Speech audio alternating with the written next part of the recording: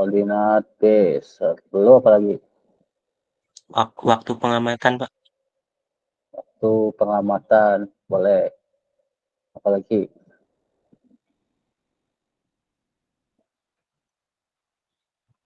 Ada lagi? Apa cukup? Jenis tinggi alat, Pak. Jenis tinggi alat. Oh ya, jenis tinggi alat ya.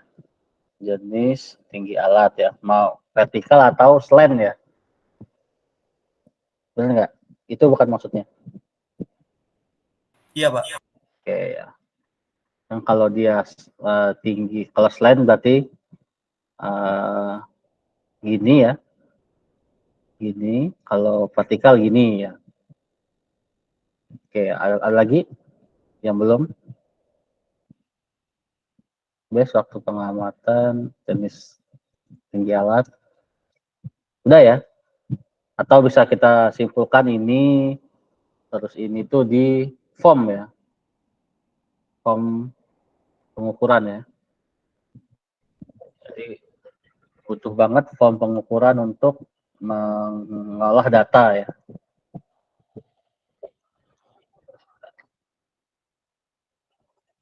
Oke.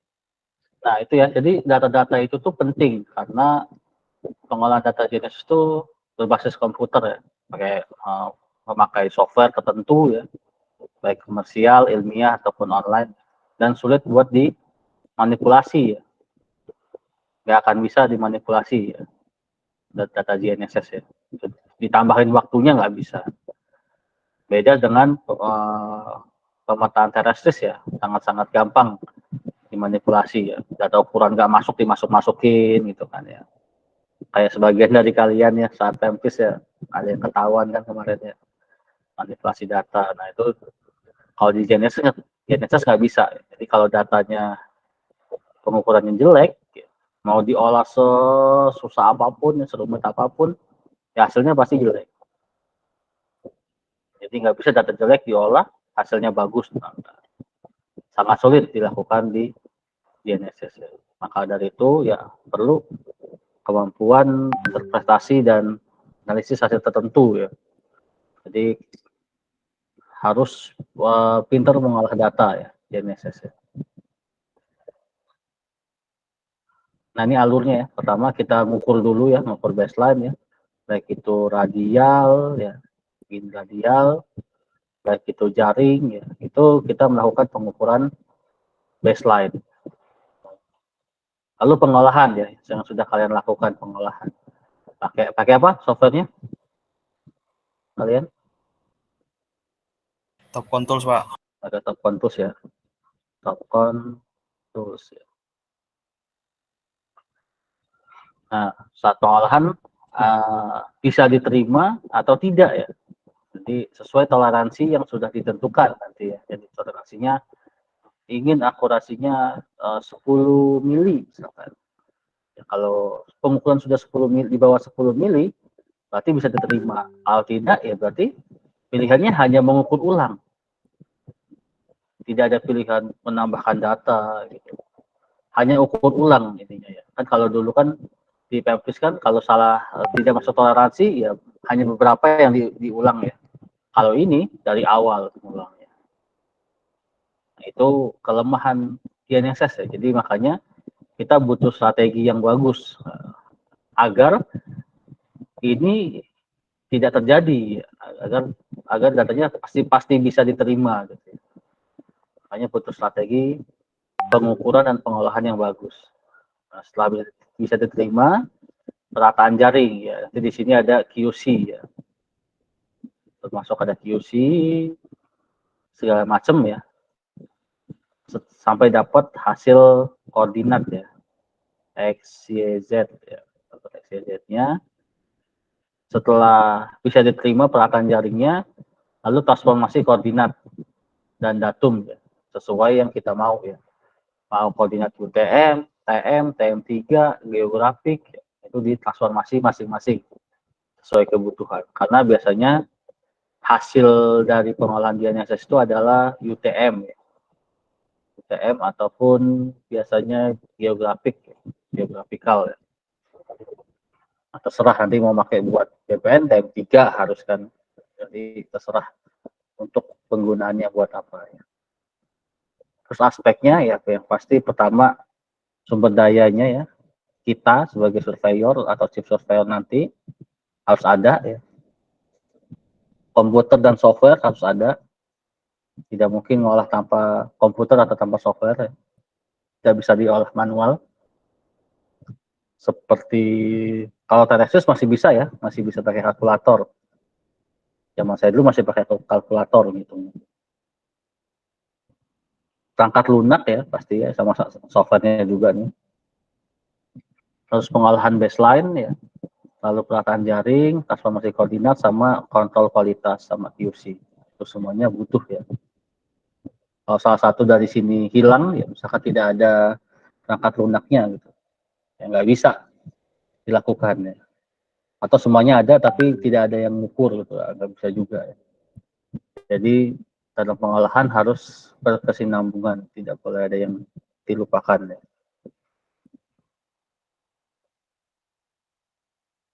Nah sebelum itu kita harus tahu dulu format data DNSS. Mungkin sudah pada tahu ya, karena itu sangat penting ya untuk tahu format datanya apa ya.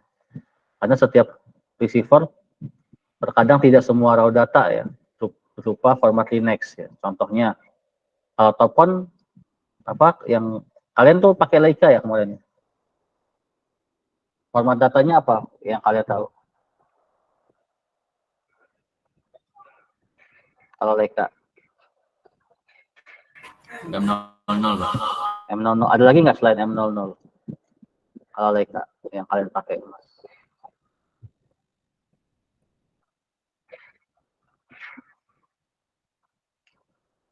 MDP. Apa Pak? MDP ya? Apa tadi? Nggak kedengeran. MDB. MDB juga MDB, jadi nggak M00 doang ya. Nah, yang Leica M00, Topcon biasanya .tps ya, biasanya .tps, Trimble T00 dan lain-lain ya. Jadi beda-beda ya setiap alat ya, setiap receiver punya format masing-masing ya. Saya sudah pernah kasih tahu ya. Kira-kira kenapa di ITERA kita ngajarinnya harus diubah ke Linux? Kenapa?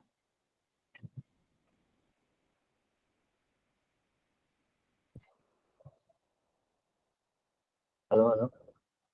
Kenapa kira-kira harus pakai Linux?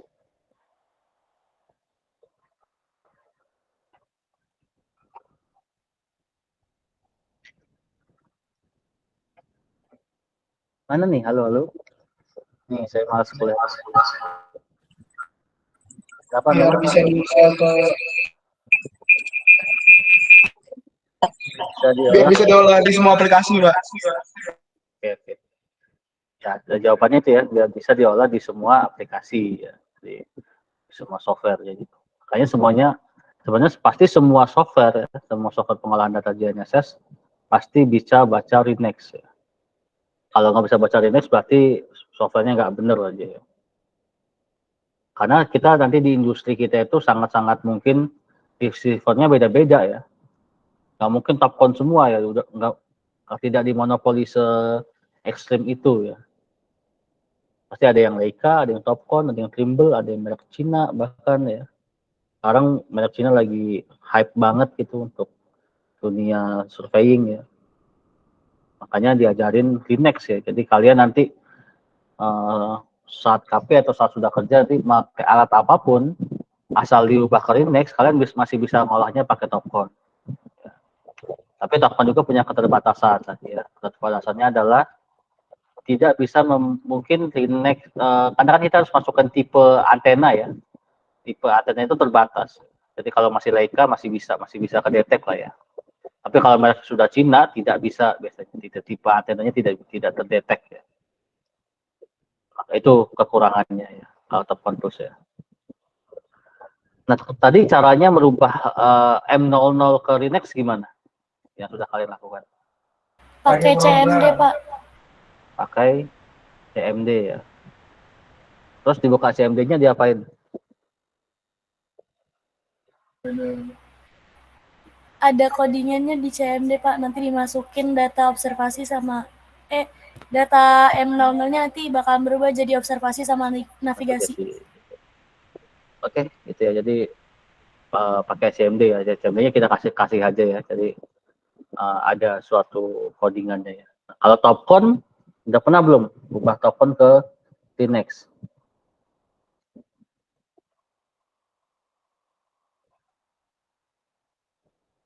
Sudah, Pak. Gimana caranya rubah ke topcon ke Linux?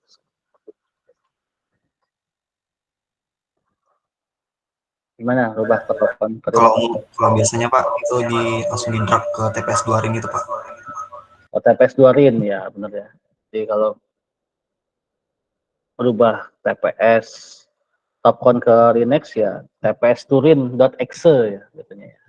Bisa pakai itu. Kalau topcon banyak ya di internet juga bisa, ada aplikasinya juga. Saya lupa namanya itu. Dia langsung bisa mengubah juga ya. Tapi paling mudah TPS turin. Tinggal diklik 2 kali langsung jadi. Oke, itu ya. Nah, jadi nanti ke depannya ya, minimal paling dekat HP, nanti ketemu alat yang beda-beda, ya. Jadi biar mudah, ubah aja ke Linux ya. Karena biasanya, ya, Topcon, Leica, Trimble itu punya masing-masing software ya, punya software masing-masing. Topcon punya Topcon Tools, Leica punya Leica Infinity, Trimble punya Trimble Business Center. Jadi setiap alat punya software masing-masing. Itu yang repot sebenarnya.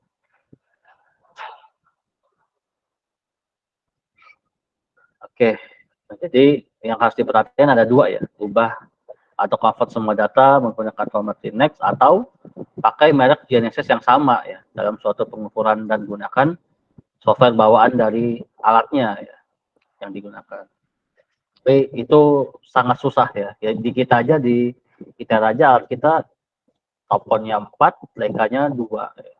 Yang bisa dipakai sementara cuma 2 lagi. Itu parahnya ya. Nah, ini data tambahan yang diperlukan untuk pengolahan GNSS ya. Tadi sudah disebutkan semua sebenarnya. Yang paling penting ada di formulir pengukuran atau buku tugu ya. Dengan tujuan sebagai berikut ya. Pertama, mengetahui jenis dan merek lengkap dari GNSS, tahu koordinat base. Nah, koordinat base kalian kemarin Inakors ya? Inakors CTRA ya? Benar nggak?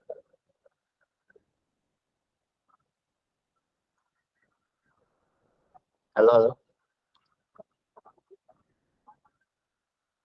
Anan? Kemarin base-nya pakai apa kalau ngukur?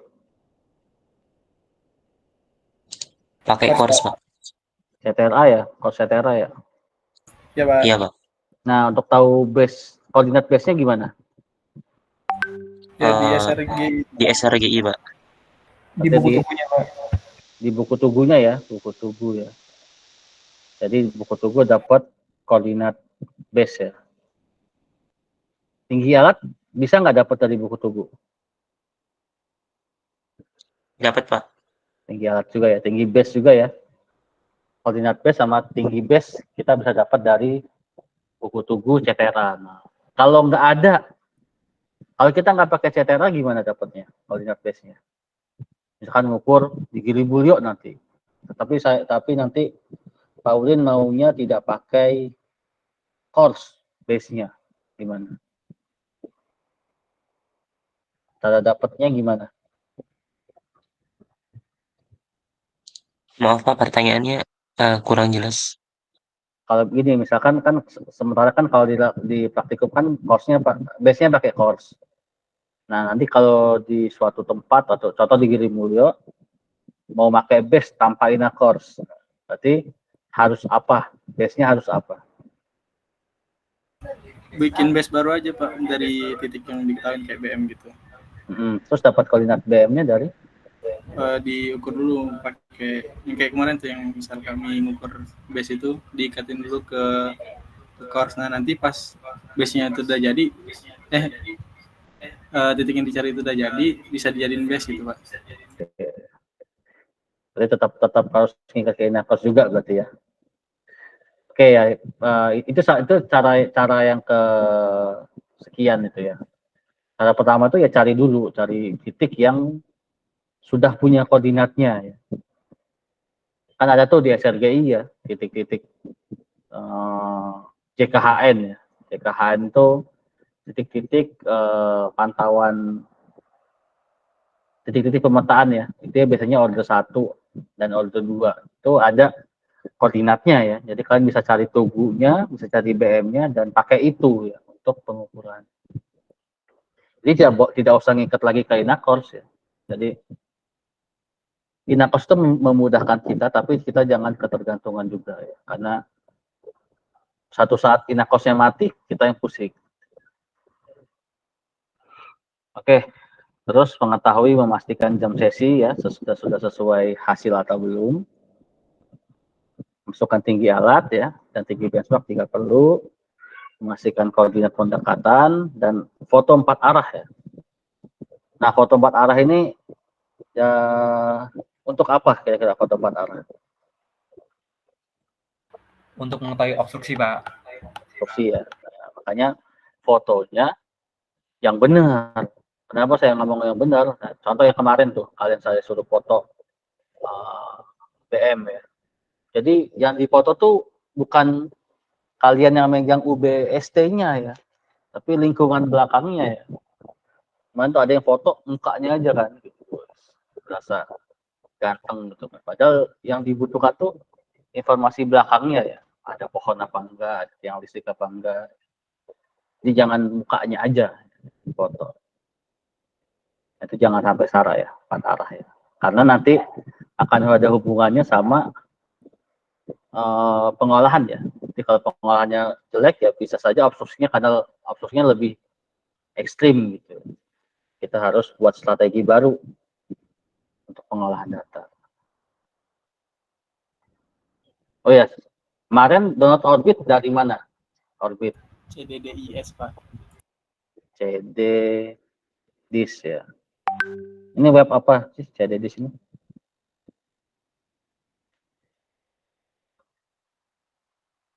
Web dari apa, organisasi apa? NASA, Pak. Itu Kompak banget ya. Dari NASA ya. Nah, jadi NASA buat orbit ya. Bukan buat orbit, maksudnya mengumpulkan data orbit ya. Setiap hari ya, setiap jam itu dikumpulkan dalam satu server ya. Nah, itu kita bisa akses gratis ya saat ini ya. Nah, tapi sebenarnya saat kita, misalkan kalian melakukan pengukuran dapat M00 ya. Misalkan A.M00. Nah, itu sebenarnya itu sudah ada data orbit. Ya, ada data observasi, ada data navigasi, ada data orbit juga sebenarnya ya. Jadi di observasi ini ada orbitnya, ada data orbitnya. Cuman orbitnya dia broadcast. Tipenya broadcast. Jadi ada cuman tidak teliti ya. Jadi makanya sebenarnya tanpa masukkan orbit satelit pun kita tetap bisa ngolah data GNSS. Ya. Nah, tapi hasilnya jelek. Saya akan tunjukkan kenapa itu terjadi. Jadi pengamatan GNSS sangat rentan ya, akan kesalahan dan bias. Jadi perlu data tambahan. Contohnya data orbit dan data clock satelit, jam satelit ya. Nah, jadi bisa dibuka di ini ya webnya IGS ya. IGS juga nanti ke CDDIS juga ujung-ujungnya ya. Jadi datanya itu berupa data orbit satelit atau SP3Z dan data jam satelit ya. Nanti namanya ERB.Z atau zoom.z ya. Itu ada 3 tipe ya, ada broadcast, precise, dan final. Nah, ini yang biasa kalian pakai yang ini ya. Yang nomor 1 ya. Tapi sebenarnya yang nomor 2, 3, 4 ini bisa juga ya. Tapi lebih user friendly yang nomor 1 ya. Lebih mudah dipakai lah. Nah, ini ada 5 tipe ya untuk informasi orbit GNSS ya. Dari yang paling teliti ya, yang final paling teliti sampai yang biasa ya paling jelek broadcast ya. Jadi yang saya bilang tadi ya, kalau kita ngukur itu sudah dapat broadcast sebenarnya, sudah dapat informasi orbit. Karena latensinya atau masa tunggunya itu dia real time, langsung dapat sebenarnya. Nah, tapi yang harus diperhatikan adalah akurasinya ya. Lihat nih, kalau orbit broadcast dia akurasinya 100 cm. Dan satelit clock-nya 5 nanosecond ya, 5 ns. Dan intervalnya daily ya, setiap hari ya. Nah, tingkatan kedua ultra rapid ya, yang predict. Dia real time juga ya. Akurasinya sudah agak lebih bagus ya, 5 cm. Nah, tapi ini biasanya hanya di alat-alat yang mahal ya. Atau yang mahal kayak Leica juga termasuk bisa ya. Bisa juga ultra rapid ya. Cuman sepertinya kurang bagus datanya ya. Makanya kita harus download sebenarnya. Download datanya ya. Yang bisa kita download tuh 3 ya. Ultra rapid, dan final ya. Nah, tapi kita harus butuh waktu lagi untuk download ini ya. Jadi misalkan kalian ngukur jam 13 sampai 15 ya. 2 jam misalkan ya. Nah, berarti untuk dapat orbitnya nunggunya sampai kapan? Kalau yang kalian lakukan di praktikum deh.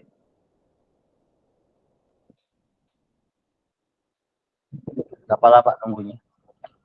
Untuk download orbit satelit.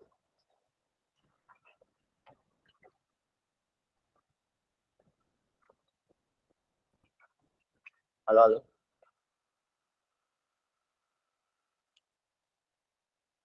Mana nih?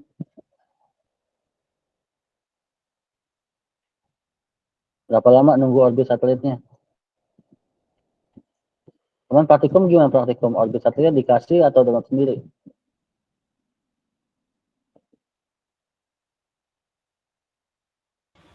Download sendiri, Pak. Nah, berapa lama nunggunya? Habis ngukur, langsung download apa gimana? Tunggu seminggu, Pak. Nunggu seminggu. Ya. Halo. Nunggu seminggu apa nunggu beberapa hari? Kalau saya seminggu, Pak. Oh, seminggu ya. Kadang kalahnya minggu depannya ya. Iya, Pak. Oke, ya. Ya, jadi bisa ya nunggunya paling cepat nunggunya itu 12 jam setelahnya ya. Jadi ada waktu-waktu dia ngupload ke server ya. Jadi ada waktu-waktunya NASA itu ngupload si data orbit dan data clock ya. Jadi ada 2 jam ya. Yang pertama itu jam 0 sampai jam 12. Yang kedua jam 12 sampai jam 24. Jadi ada 2 waktu ini ya. Nah, tapi ini biasanya yang ultra rapid ya. Ultra rapid observed half ya. Jadi masa tunggunya 3 sampai 9 jam ya. Kalau sekarang sudah sampai 12 jam ya. Dibagi 2 ya. Nah, ada yang predik ini biasanya dia per 6 jam ya. Ada juga yang per 6 jam. Jadi dibagi 4 berarti. Nah, bisa sebenarnya kita setelah mengukur jam 15 misalkan. Berarti dia masuk ke jam yang mana? Yang pertama atau yang kedua? Kalau jam 13 sampai 15.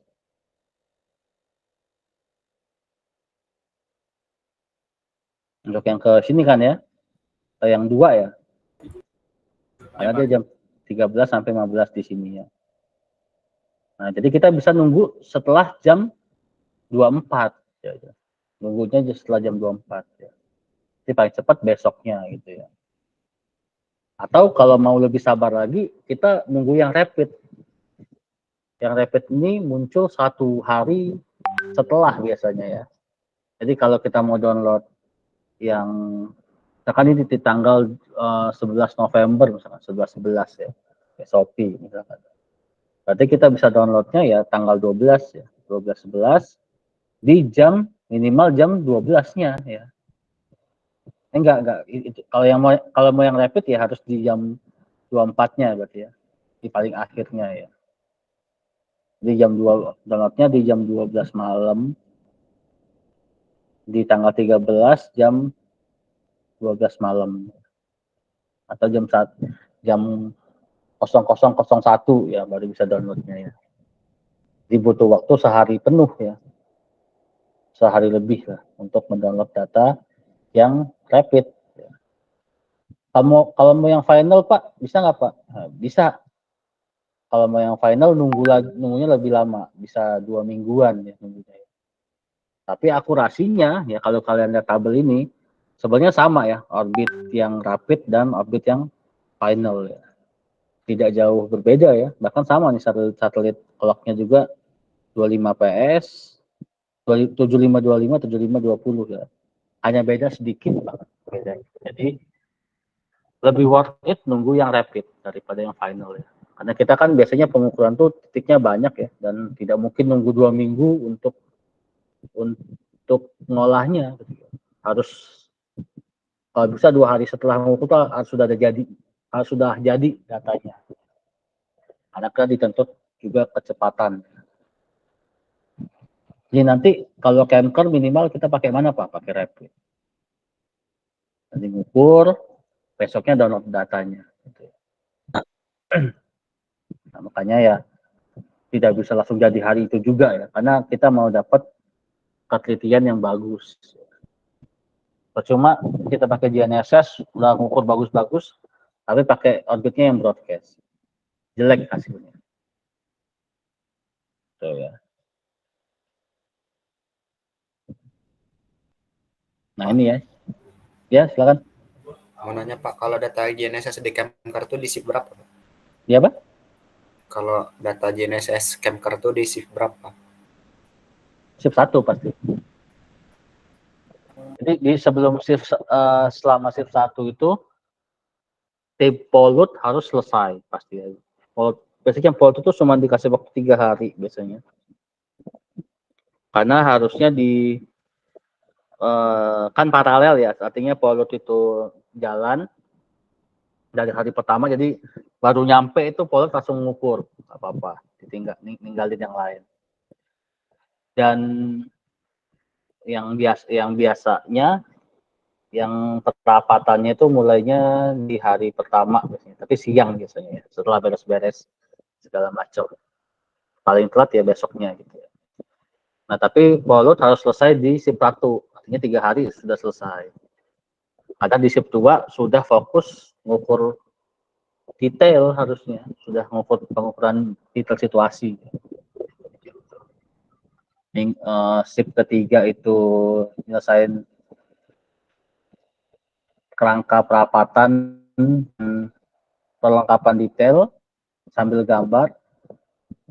Shift 4 gambar, full gambar harusnya, gambar dan laporan gitu harusnya ya.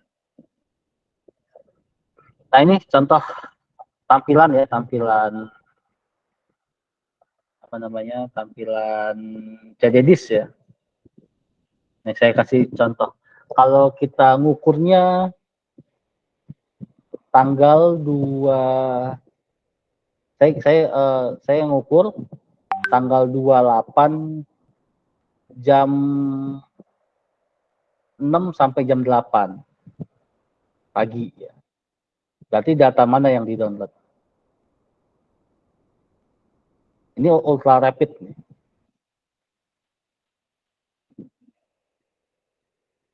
Yang mana yang di-download? Filenya namanya apa?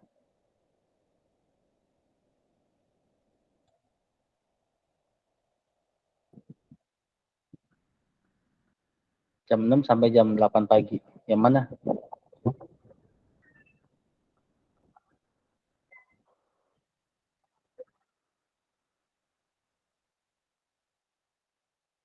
Halo. Nah, ini. Hilang. Gimana tadi Pak? Saya ngukur tanggal 28 bulan 11 2021 jam 6 sampai jam 8 pagi. Berarti kita downloadnya yang mana datanya? yang jam 10 ke atas, Pak. Mana filenya yang mana? Yang setelahnya. Nama filenya apa? IGU 21860 underscore 06 ini mana? Underscore 12 itu, Pak. Sampai 18. Oke, yang kita download berarti yang ini ya, yang 12 ya. Berarti yang kita download yang sini. 12 ini ya. Nah, itu kalau hanya satu ya, kalau hanya satu titik aja ya. Jadi kalau titiknya nanti ukur lebih banyak lagi ya yang ini juga di download. Jadi Orbit mah download sebanyak-banyaknya aja gitu ya, jangan sampai. Tapi aman kok kalau kurang data Orbitnya, tinggal download lagi aja. Itu ya. Jadi jangan sampai salah download Orbit ya. Karena kalau jadi gini lucunya Orbit tuh kita itu misalkan tadi ya, kalau kita jam 6 sampai jam 8. Kalau kita masukin Orbit yang ini misalkan kita drag ke software gitu ya. Tetap masuk datanya, tapi nggak mengkoreksi data kalian gitu ya. Jadi kalian nggak secara itu nggak sadar kalau sebenarnya itu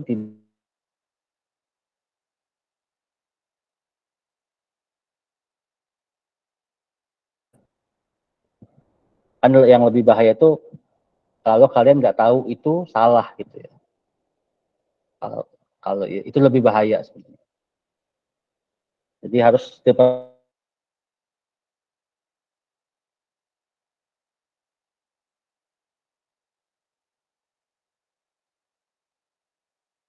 6 sampai 12 jam.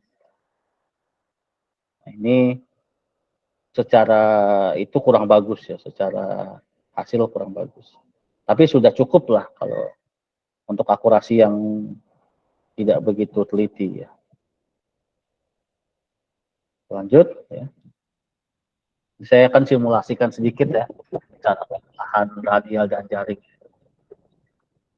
Oke, ini jadi setiap receiver DNSS tipe geodetik umumnya punya perangkat lunak masing-masing ya untuk pengolahan data baseline dan perataan jaring ya.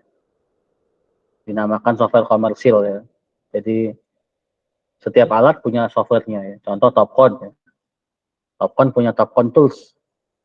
Sekarang namanya berubah ya, alat Topcon baru nama softwarenya Magnet Office Tools. Leica dulu punya LGO ya, Leica Geo Office. Tapi sekarang namanya Infinity, Leica Infinity. Terus Trimble nama softwarenya TBC ya, Trimble Business Center. South punya GNSS Solution ya. Terus Geomax punya GGO, Geomax Geo Office. Dan lain-lain sesuai dengan mereknya masing-masing. Kira-kira kenapa saya nyuruhnya Topcon? Ya. Kenapa sementara kita pakai Topcon dulu? Ada yang tahu nggak kenapa? Padahal kita pakai alatnya Leica, bukan Topcon. Kenapa?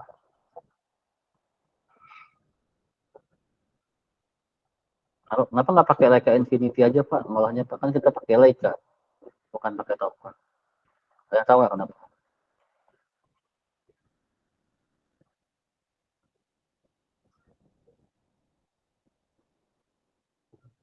Ya, bisa kasih tanggapan nggak?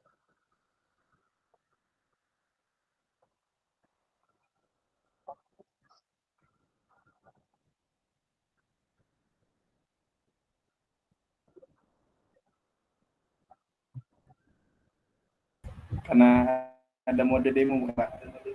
5 titik. Oke, ya itu ya hal yang benar adalah itu ya. Jadi kenapa kita pakai Topcon untuk pengolahannya? Karena kita punya lisensinya, bukan demonya. Karena kita Leica Infinity punya lisensinya, cuman hilang ya karena sistem lisensi Topcon lebih mudah ya karena dia pakai USB ya. Jadi ada dongle ya. Dongle-nya itu kita colok ke USB, lalu Topcon langsung punya lisensi. Nah, itu beda dengan Leica. Kalau Leica itu bentuknya produk key ya, key kayak masukin Microsoft Word gitu ya. Jadi ada kuncinya ya, beberapa kata yang jadi kunci untuk lisensi si softwarenya. Sedangkan itu pernah dipakai oleh laboran terus hilang, entah karena komputernya diinstal ulang atau gimana ya, hilang produk key-nya. Jadi sangat rentan kehilangan lisensinya. Makanya kita pakai Topcon yang ada lisensinya kita ya. Sementara kan pakai demo ya. Demo tuh hanya bisa masukkan 5 Linux aja.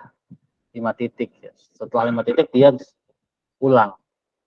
Makanya nanti saat kita praktikum jaring ataupun nanti kemah kerja harus bawa dongle USB-nya itu agar kita bisa ngolah lebih dari 5 titik. Itu alasannya. Makanya kita pakai Topcon Tools ya. Nanti Leica Infinity juga harus belajar ya, karena nanti mungkin di industri sudah banyak yang pakai Leica juga ya. South juga harus belajar ya. Tapi kita tidak punya lisensinya, jadi kita nggak akan gunakan untuk praktikum. Nah ini contoh gambarnya ya. Ini saya punya Leica Infinity ya, tapi memang tidak lisensi emang. Terus Topcon Tools juga ya, ini demo mode masih ya. Mungkin tampilannya sudah familiar kalian. Nanti ada di sini ada titik poinnya gimana, di sini ada keterangan nama titiknya, elevasi segala macam. Ini menu-menunya. Nah kalau di Infinity, Leica Infinity, dia sebenarnya bisa untuk pengolahan GNSS, untuk pakai TS, pakai TLS ya, bisa semua ya. Makanya mungkin namanya Infinity gara-gara itu kan.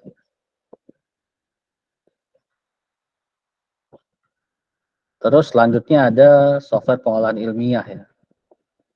Nah, itu biasanya digunakan oleh para peneliti ya di bidang geospasial, ya, sains kebumian dan keplanetan, SAP, serta ilmu bumi lainnya ya, geofisika, meteorologi.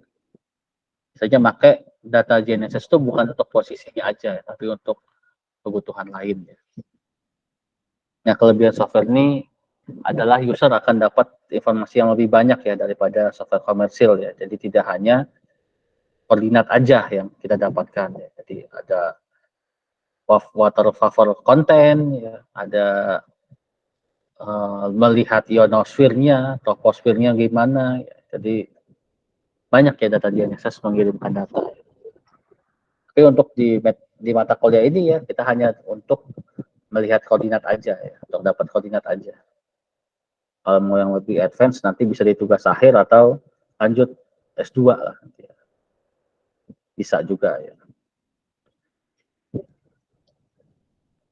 Oke, lalu tapi ya softwarenya mahal banget ya untuk dipunya ya. Jadi dan mempunyai cara pengolahan yang pasti lebih sulit. Saya ada contoh videonya di YouTube, saya ya bisa lihat pengolahan gamit ya. Jadi seperti CMD ya, seperti CMD gitu ngolahnya ya. Dimasukin masukin ini, jadi panjang. Dan berbasis coding, sedikit-sedikit coding lah ya untuk gamit ya. Nah, ini gamit ya, dibuat oleh MIT ya, dari Amerika. Dan Bernis ya dibuat oleh Univ of Bern, Swiss. Jadi sebenarnya kalau untuk ilmiah ya biasanya dibuatnya oleh universitas ya. Ya, semoga nanti ITERA juga bisa buat lah ya.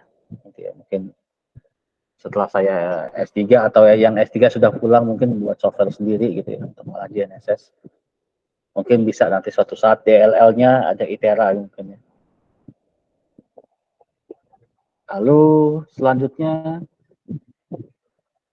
pengolahan data secara online. Jadi selain secara offline ya, kita ngolah langsung, sekarang itu sudah lebih mudah ya untuk pengolahan data ya, karena kita sudah bisa mengolah data secara online. Ya teknisnya kita sebagai user mengukur GNSS di lapangan, terus download datanya, harus bentuk Linux pasti ya.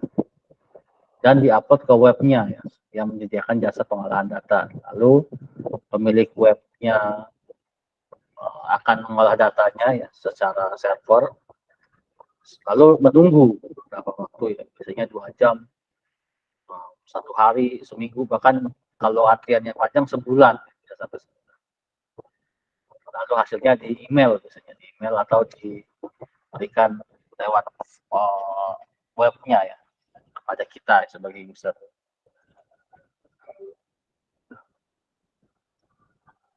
Halo, kedengaran suaranya nih?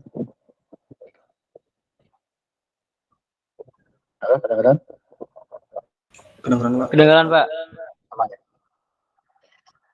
Ya, contoh webnya ya. Yang pertama nltkbig ya. nltk.big.go.id.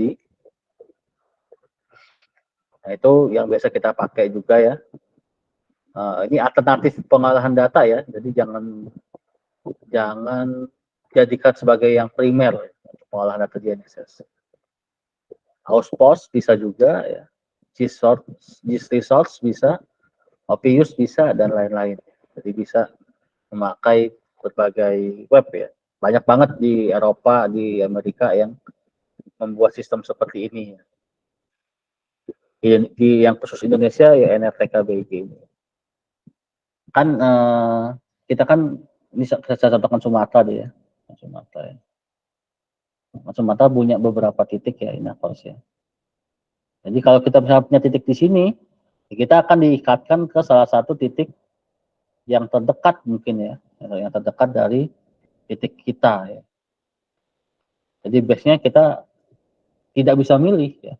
Di base-nya ya biasanya yang paling dekat dengan si titik itu ya. Akan diikatkan dengan base-nya di Inakors paling dekat. Jadi kalau kita ngukur di ITERA, base-nya pasti CTRA. Karena yang paling dekat yaitu. Kalau ngukur di Lampung Timur ya pasti yang pos Lampung Timur yang pasti dipilih untuk pengolahan. Jadi kita ya tidak bisa milih. Tidak bisa milih. Saya mau course-nya yang ini nggak bisa. Secara sistem akan diolahkan oleh BIG. Tapi ada kelemahannya ya. Jadi kalau kita ngukur di titik ini misalkan, CTRA-nya di sini ya, berarti kan dekat ya, aman ya. Tapi kalau di tempat yang memang jauh dari Inakors, misalkan satu titik A gitu ya, paling dekat Inakors-nya misalkan 100 kilo misalkan dari Inakors. Ya berarti harus pakai dia gitu ya, paling dekat 100 kilo. Nah, tinggal kita gimana strateginya biar pengukuran 100 kilo ini bisa tetap bagus. Berarti kan caranya adalah dengan apa? Gimana caranya kita mau mengolah pakai nltkbig nih, tapi base paling dekat 100 kilo. Nah, caranya gimana? Biar bisa tetap bagus hasilnya.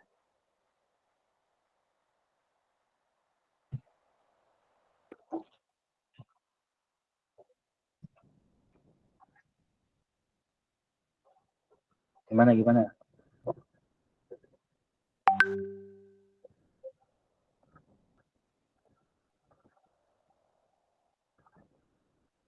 Nah, nih.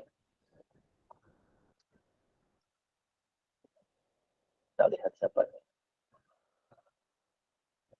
Kok hilang? Sofia. Pintu screen. Sofia Purba Tanjung.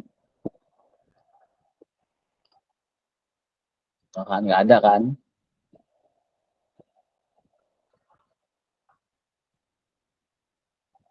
Advendi. Hadir Pak. Nah, gimana Advendi? Caranya? Enggak pertanyaan tadi. Maaf Pak, jadi ulang nggak pertanyaannya Pak? Oke. Ya, yang ngulang siapa ya?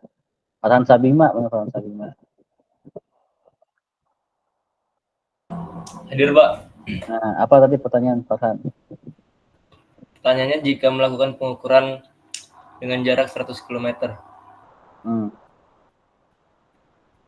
Jadi nakrosnya dari titik yang mau kita ukur 100 kilo. Ini strateginya gimana biar tetap bagus?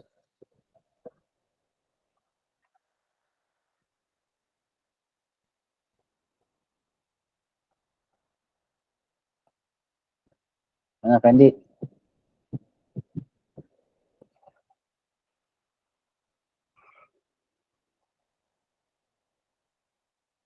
Bikin base baru, Pak. Bikin base baru. Itu diketawain gaya kamu. Kan langsung ngukur, kan disuruh bikin base. Ngukurnya gimana? Kata saya kan gitu. Harus gimana ngukurnya? Mana Selvia udah muncul belum Selvia?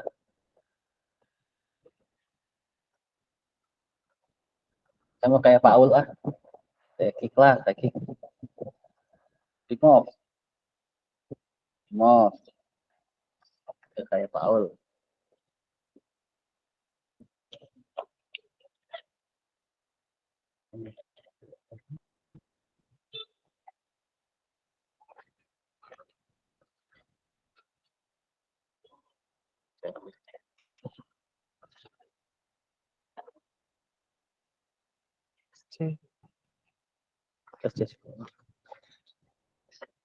Mana? Miftah deh. Miftah Hoir. Hadir, Pak. Mana Miftah? Atau juga nih pertanyaannya. Ini Pak diikatkan ke base rover, base course-nya Pak. Nanti diolah dapat koordinat. Nanti baru base rovernya diolah dengan base koordinat yang udah didapat tadi Pak. Bukan itu pertanyaannya. Pertanyaannya gimana cara ngukurnya biar 100 kilo itu masuk data ukurannya. Harus gimana cara pengukurannya? Strategi pengukurannya gimana?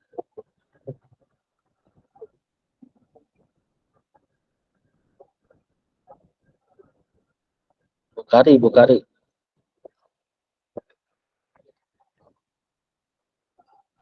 Hadir Pak. Nah, Bukari. Buat metodenya itu kan itu baseline-nya itu kan jauh ya Pak tadi. Nah buat waktu pengamatannya itu dilamain Pak gitu. Sama interval itu dinaikin. Apanya dinaikin? Apa namanya intervalnya?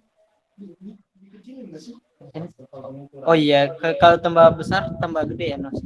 Kecilin Pak. Oke, terima kasih Bukari sama Miftah ya tadi ya. Sama Advendi ya. Nah itu ya, jadi kalau baseline-nya jauh ya, kita tahu baseline paling dekat, kita mau ngolah pakai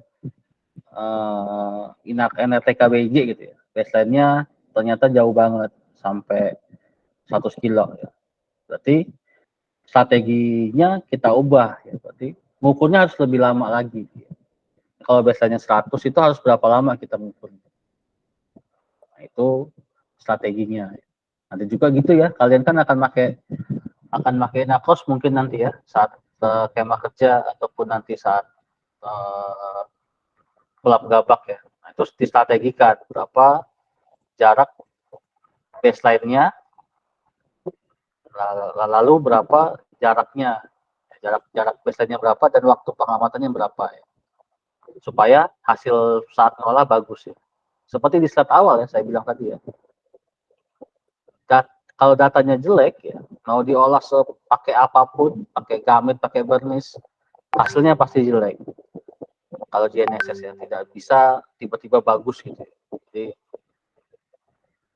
jangan pula baseline-nya jauh, punya cuma 30 menit yang akan bisa bagus. Itu yang harus diperhatikan. Jadi pada akhirnya ya hasil pengukuran yang bagus, yang baik, sangat bergantung pada kekompakan tim di lapangan.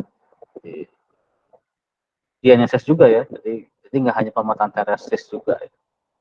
Kalau GNSS ya kalau kalian tidak kompak, ya, satu kelompok, satu tim, susah, nanti akan ada data yang tertinggal.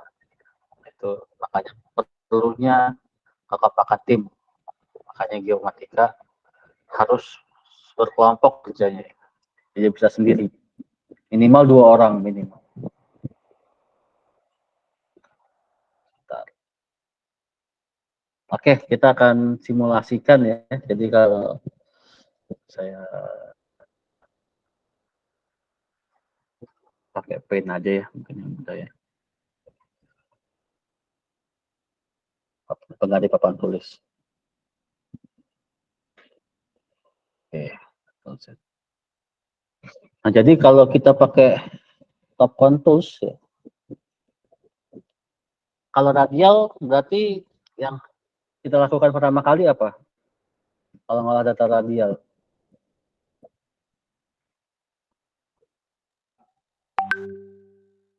Pengukuran dulu ya, setelah pengukuran yang dikumpulkan data apa aja?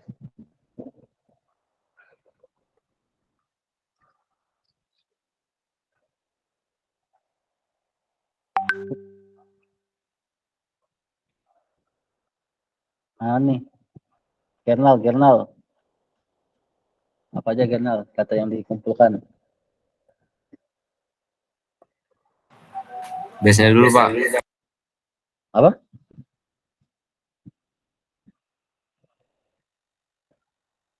Data apa dikumpulin?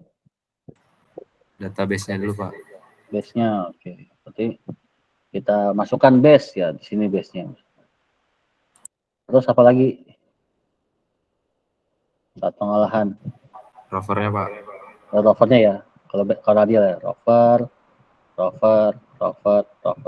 Jadi saat kita masukin semua Remax, baseline-nya ya. 1, 2, 3, 4, 5. Jadi akan terbentuk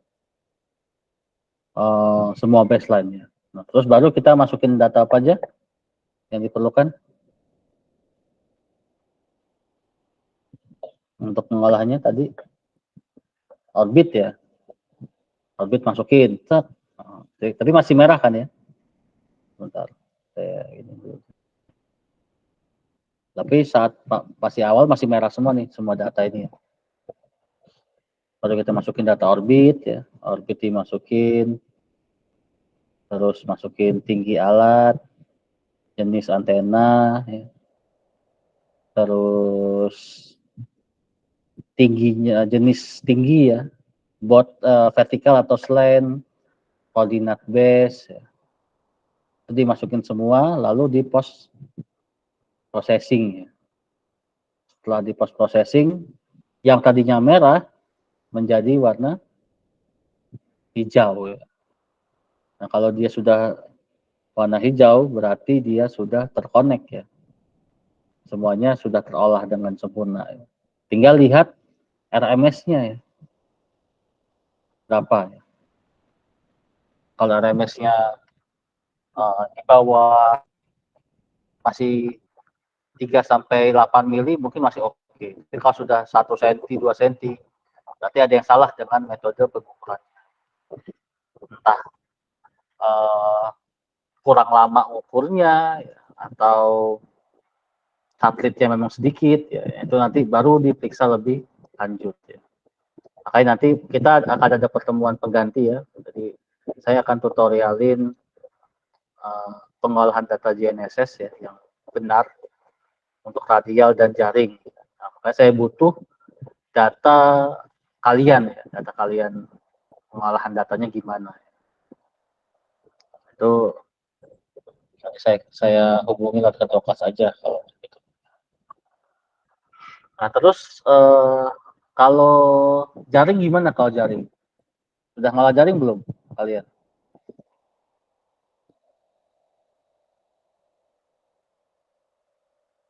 Sudah ngolah jaring belum?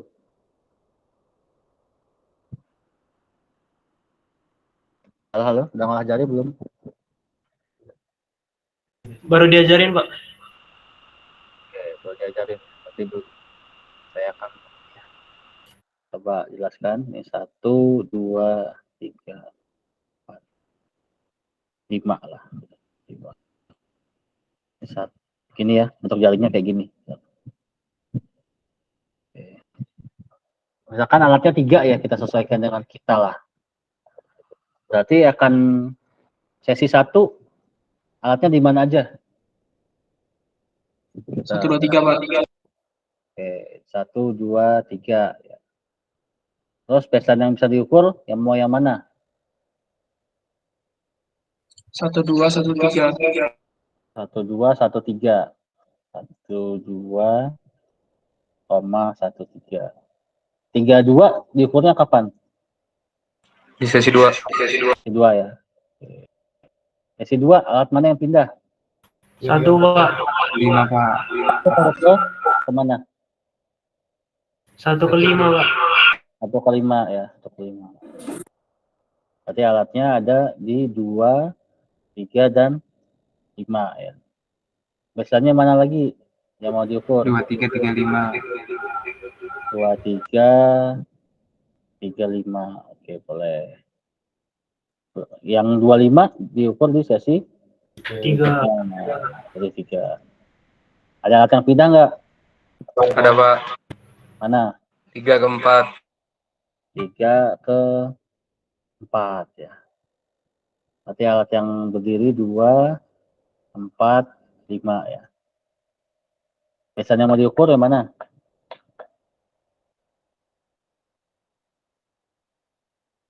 Mana nih?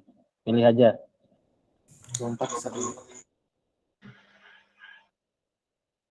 Start Bisa mana? di 25 sama 54 Pak. 25, 54. Oke. Kurang 1 nih, gimana? Sekali lagi Pak. Sekali lagi ya. Ada yang pindah nggak? Nggak usah Pak. Bisa nggak usah sih. Tetap ya, 245 ya. Di 24 sama common baseline 1, pilih mau yang mana common baseline. 54. 54. Wih, ada suara cewek akhirnya. 54. Berarti sudah lengkap ya. Sudah lengkap pengukurannya. Jadi sudah ada semua baseline keukur, common baseline 1, 4 sesi. Nah, berarti kan kita bisa set kita gitu. Oke. Ini sesi pengukurannya ya. Jadi untuk mengukur 5 titik kita butuh 4 sesi ya. Anggap aja bisa yang nomor 1 base lah ya. Ini base nomor merah ya. Nah, lalu cara ngolahnya gimana Pak? Cara ngolahnya. Nah, jadi setiap sesi itu punya folder. Setiap sesi itu punya folder ya. Jadi foldernya sesi 1 ya. Nah, isinya tuh apa aja sesi 1? Berarti 3 Rinex isinya ya. Rinex titik berapa aja berarti? 1, 2, 1, 3, 2. 1, 2, 3 Pak. 1, 2, 3 aja. Kan Rinex kan 1 titik ya. Jadi ada 1 ada yang .o, .n, .g, terus 2 .o, .n, .g gitu ya, dan 3 .o, .n, .g gitu. Jadi ada 3 Rinex ya. Rinex titik 1, titik 2, dan titik 3 ya. Terus ada data orbit ya. Data orbit. Orbit apa Pak? Ya orbit saat waktu sesi 1 ya. Di jam berapa misalkan. Terus apa lagi Pak? Form ya. Form selama sesi 1. Form sesi 1. Jadi minimal ada data ini dan foto biasanya, foto. Foto semua titik ya. Semua titik. Foto 4 arah, titik 1, titik 2, titik 3. Jadi saya harus seperti itu ya. Jadi biar kita rapih. Lalu folder sesi 2, sesi 3, sesi 4 ya. Jadi nanti biar rapih kita ngolahnya. Nah, terus ngolahnya gimana Pak? Ini jadi ngolah pertama itu titik 1, 2, 3 ya. Titik 1, titik 2, titik 3. Kebentukan ya. 1, 2, 3. Ini 1, ini 2, ini 3. Tapi baseline yang kita ukur itu hanya 1, 2, dan 1, 3 ya. Benar nggak? Di sesi 1. Nah, makanya di sesi 1 yang ini kita hapus. Aduh, hapusnya ke warna ini. Oh, gimana sih? Oh, salah ya.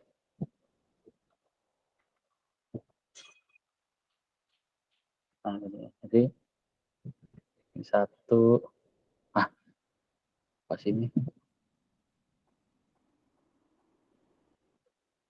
Ini 1, ini 2, ini 3.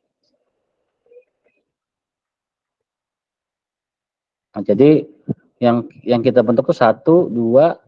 Nah, yang ini itu yang 2, 3 itu kita klik, kita hapus. Nah, itu ya kita hapus. Lalu selanjutnya di sesi 2, titik 2, titik 3, titik 5 ya. Jadi ada titik lagi sini 5. Titik 5. Terbentuk gini kan.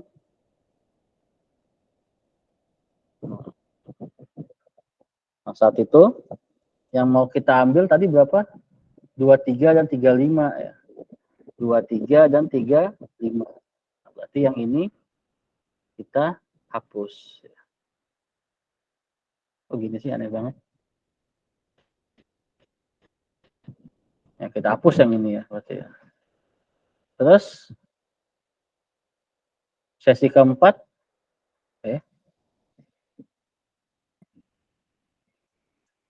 apa sih ini? Gak jelas. Ya, ulang aja deh, selin. Jadi tadi udah nyatet ya. 1, jelek ya. 3 ya. 1, ini 2, ini 3 ya. Kan bentuk seperti ini ya. 1, 2, 3 ya. Nah, di sesi pertama ini dihapus. Yang titik ini hapusnya kok bisa nggak sih warnanya di ini? Nah, dihapus lagi nilai ya, contohnya dihapus sehingga hanya data ini doang nih, 1, 3 dan 2, 3 ya. 1, 3 dan 1, 2 ya. Nah, saat sesi 2 tambah 5.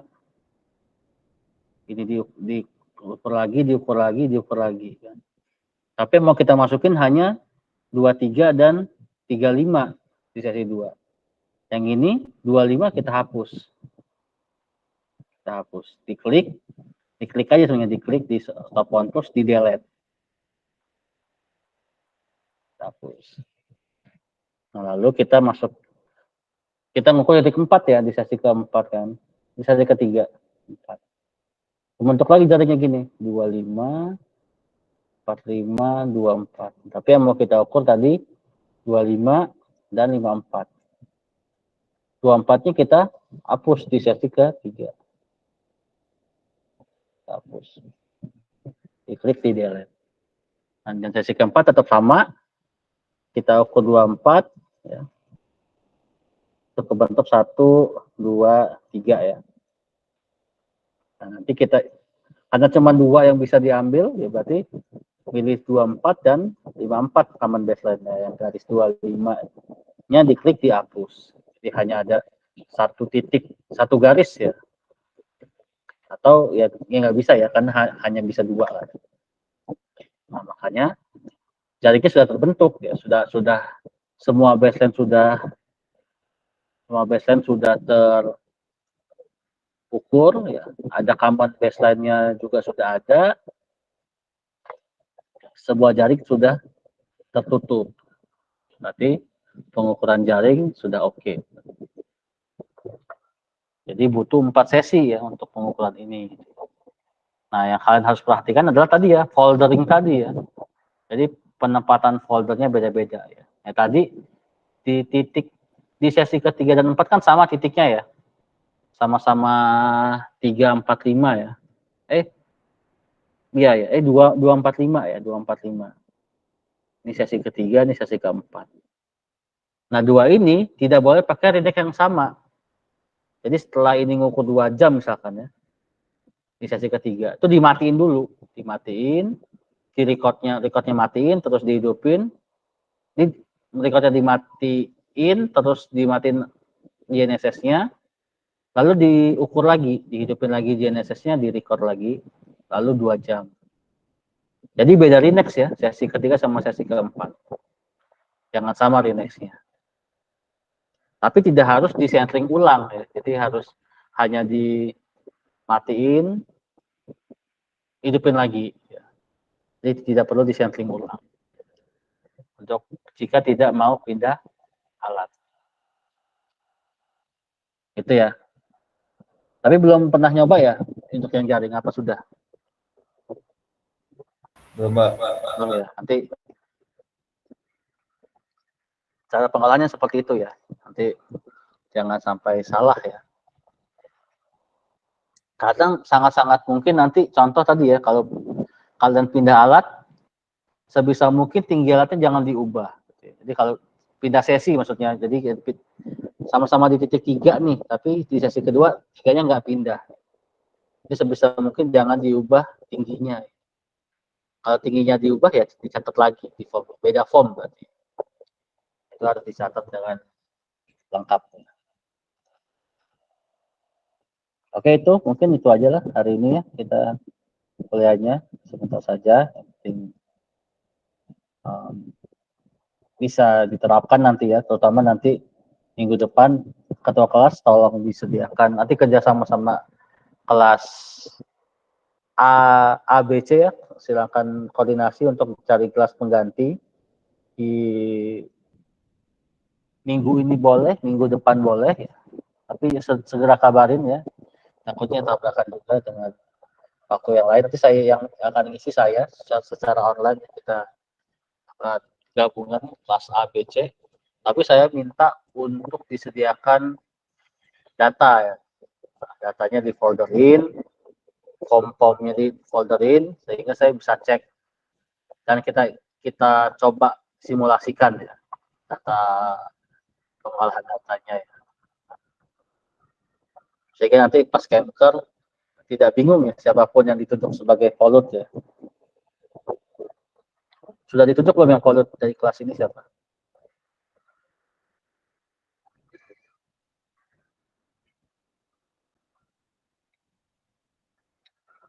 Semua kalau saya tunjuk jadi volut bisa nggak kira-kira tanpa lihat orangnya gitu, saya undi aja gitu.